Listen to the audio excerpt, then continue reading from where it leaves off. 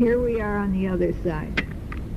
Now, you know, Raisa is our #1 guide, our friend, our helper, a storyteller, a funny lady, and we can always count on her for help.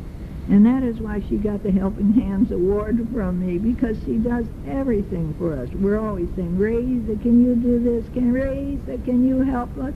Raisa, come show me how to do this. She's wonderful.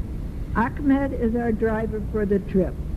Some buildings have the sign QOQO on them.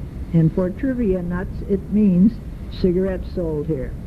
We went to Rustan Uzmanov's house, master of traditional ceramics.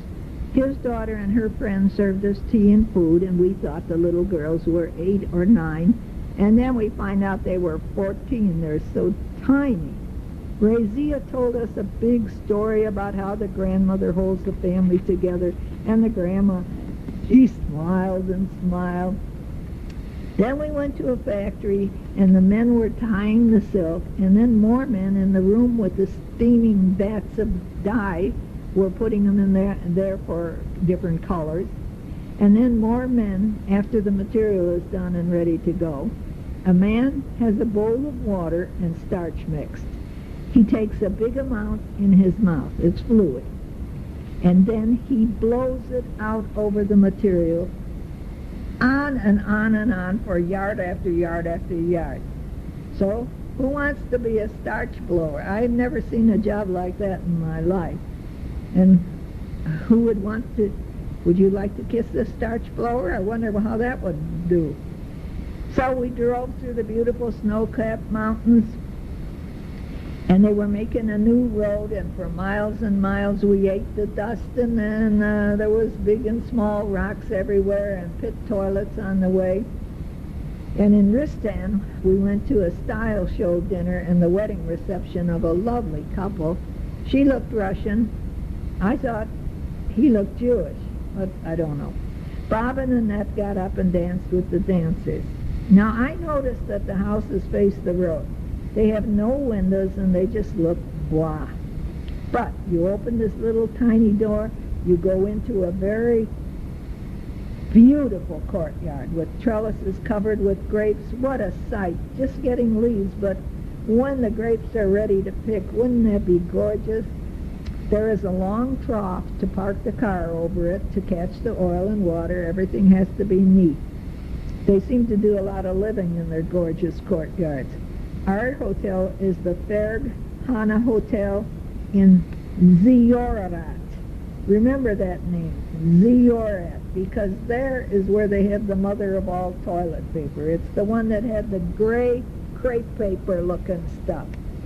We drive through the Ferg Hana Valley, and there is so much dust from the plowed fields, no rain. It is terrible. But even worse is the oil plants and the chemical plants that give out so much pollution. And we see it so much in the city of Margaland. Meanwhile, we're passing the candy and the trail mix back and forth.